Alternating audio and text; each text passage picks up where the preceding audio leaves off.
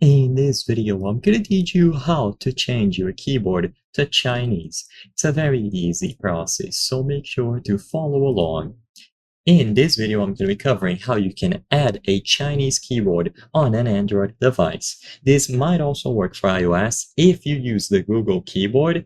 And of course, the process is also possible on a PC set running Windows or Mac OS, but it is going to be different, and I'm not going to be covering it for this particular video.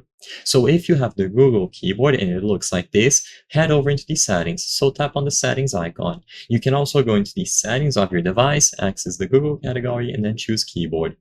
Under the first option, languages, you will be able to add new keyboards. So look for Chinese, and you will find the options here.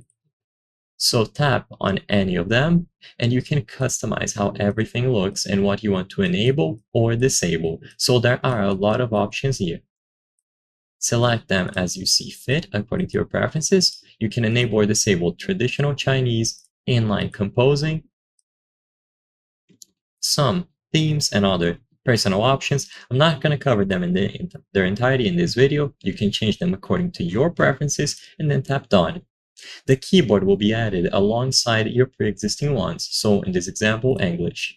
So now if I go back, it is going to be highlighting English by default. If I tap and hold on the spacebar, I can freely swap between the other keyboards that I've added. Sometimes you might also see arrows at the left and right side of the spacebar, which allow you to swap between the languages. So when you tap on a new keyboard here, it is going to be usable.